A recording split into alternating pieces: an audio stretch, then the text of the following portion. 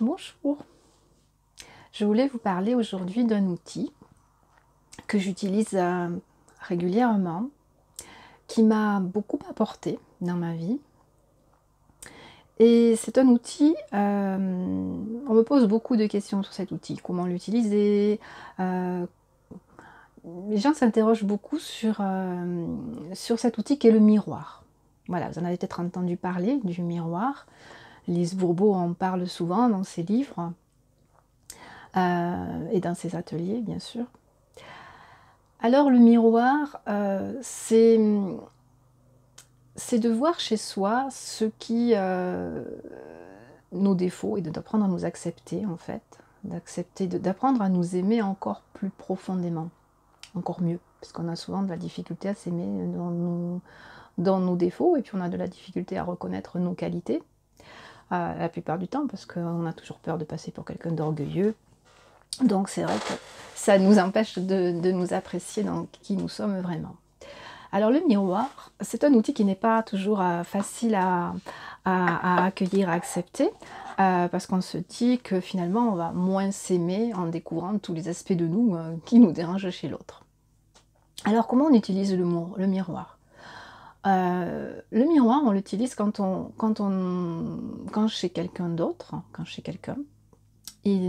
cette personne-là a un comportement qui nous dérange. Et quand une personne a un comportement qui nous dérange, c'est qu'une partie de nous n'est pas acceptée. Quand une personne a un comportement qui nous dérange, il est intéressant d'aller voir ce dont nous l'accusons ou ce dont nous le jugeons, parce que souvent on n'accuse pas ouvertement, mais intérieurement, donc on va juger l'autre d'être et non pas dans le faire. Par exemple, si quelqu'un, je suis en train de faire je suis dans la file d'attente au marché, par exemple, ou chez un marchand, et une personne me passe devant. Je n'aime pas ce comportement, je n'aime pas cette façon de faire. Mais je vais regarder de quoi je le juge. Je peux le juger d'être irrespectueux, d'être sans gêne, d'être culotté. Voilà, donc je vais regarder de quoi je le juge, dans l'être. Et le miroir, c'est de voir que si je juge l'autre d'être irrespectueux et que cela me dérange profondément, c'est que c'est une partie en moi qui n'est pas acceptée, qui n'est pas accueillie. C'est-à-dire que je ne m'aime pas quand moi je suis irrespectueuse, par exemple. Alors bien sûr, la plupart d'entre vous vont dire « Oh mais moi je ne le suis pas, moi je ne fais pas ça, je n'ai pas ce comportement-là, moi je déteste les gens qui sont irrespectueux, et alors là moi du tout, je suis plutôt respectueux, je ne vais pas être irrespectueux. » Alors, ne vous est-il jamais arrivé, par exemple, de couper la parole à quelqu'un, de passer devant quelqu'un sans le vouloir, dans une file d'attente, sans vous en rendre compte? Alors surtout quand on fait le marché, il y a du monde un peu partout. Puis des fois on passe devant quelqu'un, on ne se rend pas compte qu'on est passé devant quelqu'un. On le fait sans conscience. Et, et l'autre peut nous juger d'avoir été irrespectueux quand on n'écoute pas, par exemple, et que quand on coupe la parole. Voilà, donc ça c'est des petites choses dont on n'a pas conscience et qui nous montrent que on l'est aussi finalement, au même degré que l'autre, mais on ne le voit pas.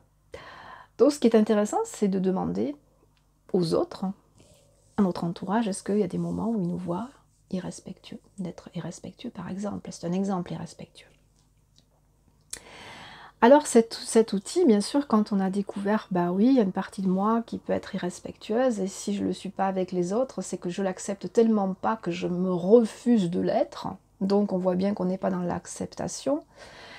Et que parfois aussi, on peut être très irrespectueux envers soi-même. Quand on ne tient pas la parole qu'on s'est donnée. On peut manquer de respect face à soi-même. Quand on se fait passer après les autres. Quand on dit oui alors qu'on a envie de dire non. Est-ce qu'on n'est pas irrespectueux face à nous-mêmes, envers nous-mêmes? Donc, voyez qu'on peut l'être sans s'en rendre compte. Et souvent, cet outil, fait un petit peu peur parce que enfin moi du fait, il m'a un petit peu dérangée au départ parce que je me disais: «Ouais et alors?» Maintenant j'ai découvert que voilà, bah, si je reprends cet exemple-là, bah, moi aussi je suis respectueuse. Merci de me montrer ça et ça va pas m'aider et ça va pas m'aider à m'aimer davantage. Pour, nous aider à nous aimer davantage, c'est juste d'aller un petit peu plus loin. Et aujourd'hui, j'ai eu une question, dans un groupe qui me disait: «Oui, mais une fois que j'ai découvert que ce qui me dérange chez l'autre, donc ce qui me dérange chez moi, qu'est-ce que j'en fais?»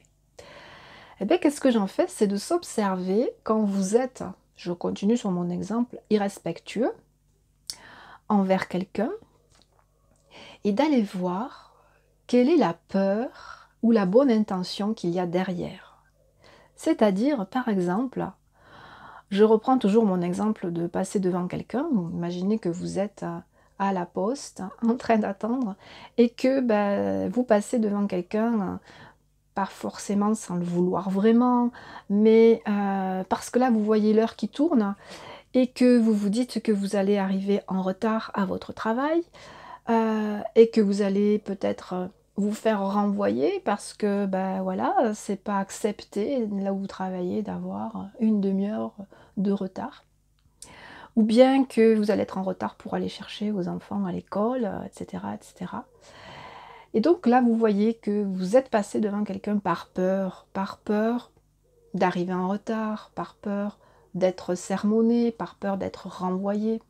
Donc, il y a toujours une peur derrière ou une bonne intention. On peut être irrespectueux, par exemple, si on prend la défense de quelqu'un.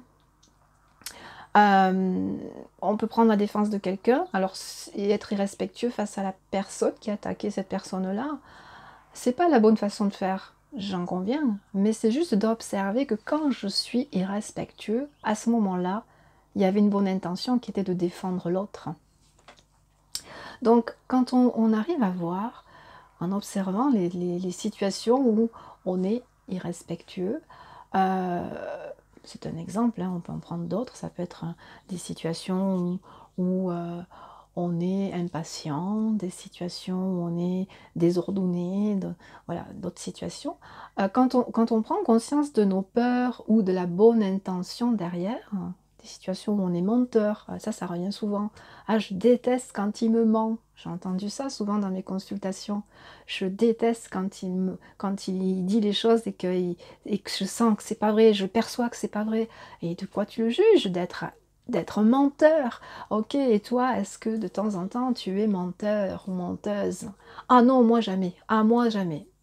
Ah oui, mais bon, il y a peut-être des fois où tu dis pas les choses, et puis les personnes finalement finissent par découvrir que elles aussi, parfois, elles ne disent pas les choses.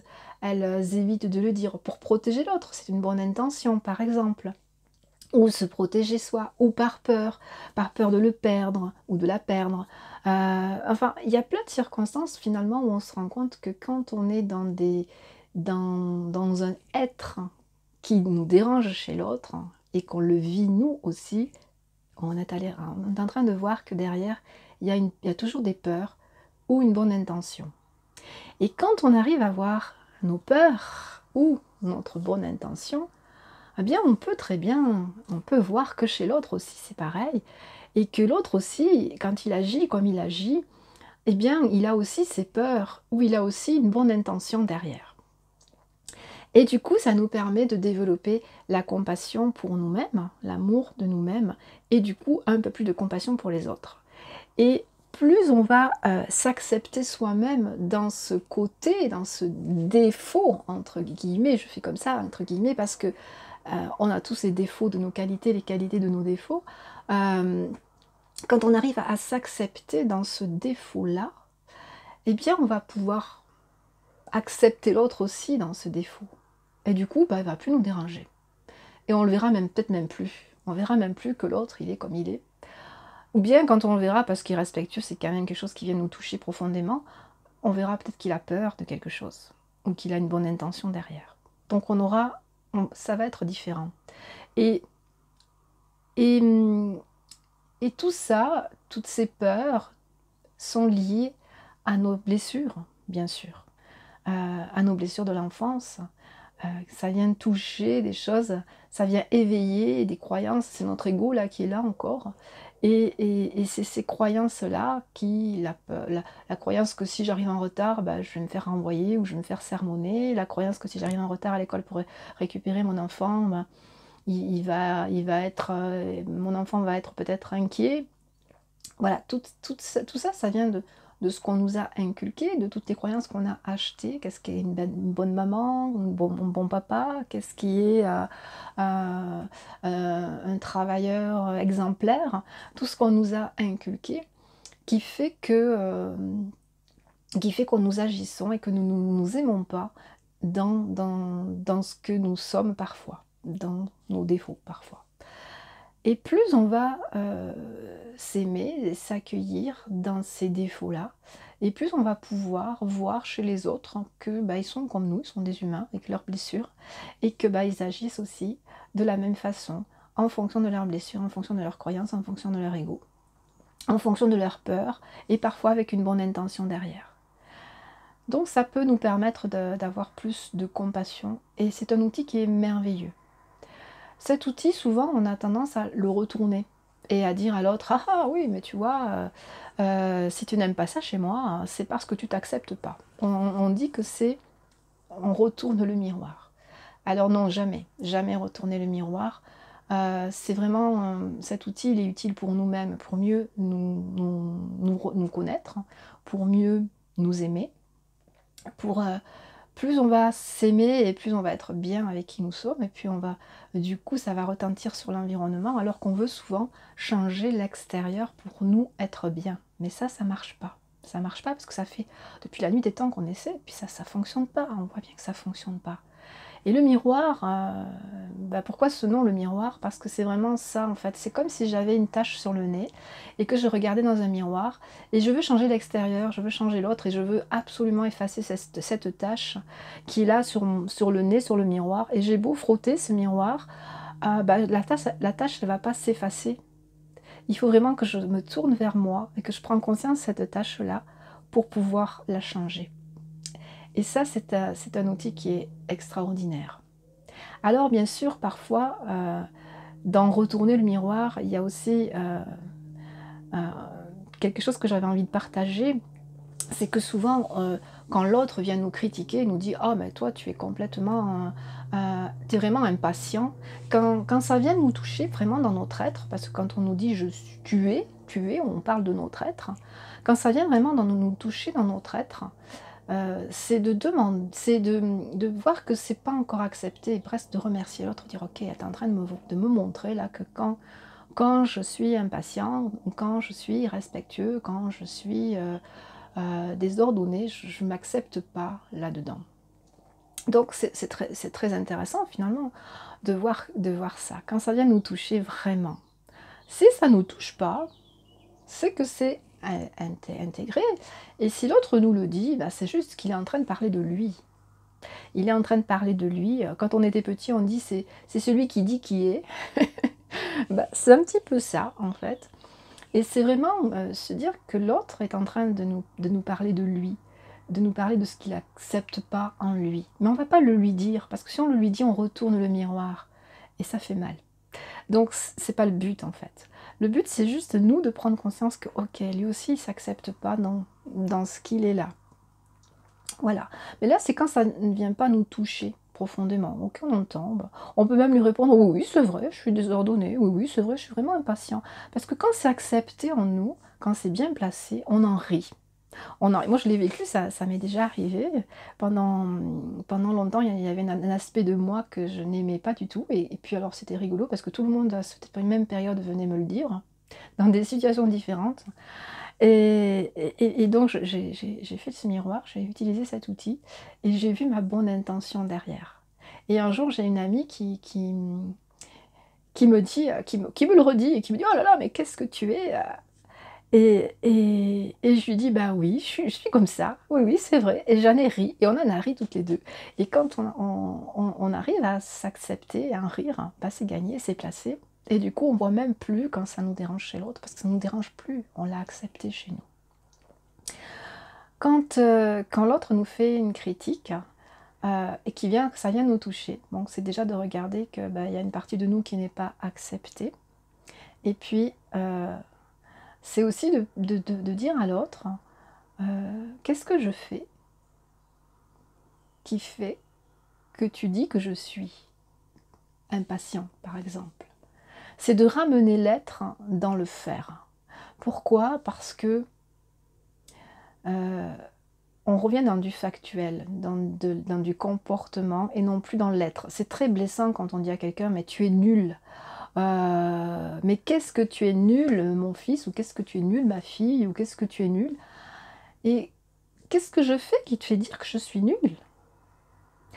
Et donc là, ça va remettre dans le faire. Et du coup, ça va être moins blessant parce qu'on touche à l'être quand on dit à l'autre tu es nul. Et,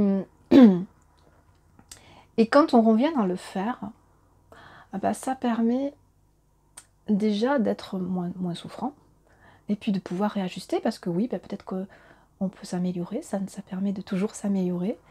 Ou peut-être de dire simplement oui, c'est vrai, tu as raison, j'ai agi comme ça, mais de voir là aussi qu'il y avait peut-être des peurs et de voir que là aussi il y avait peut-être une bonne intention derrière. Voilà, je pourrais en parler pendant des heures du miroir parce que c'est un outil tellement extraordinaire. Je vous invite à l'utiliser le plus souvent possible, à vous observer sans vous taper sur la tête comme on dit au Canada avec la poêle à frire, mais plutôt d'observer quelles sont vos peurs, quelles sont vos bonnes intentions quand vous agissez. Quand vous êtes, et pas dans le faire, je répète bien, pas dans le faire, mais dans l'être, quand vous êtes comme ça, de quoi vous avez peur pour vous? Parce que c'est toujours pour vous, c'est jamais pour les autres. Et quelle est la bonne intention derrière, peut-être aussi. Et peut-être comme ça, vous pourrez davantage apprendre à vous aimer.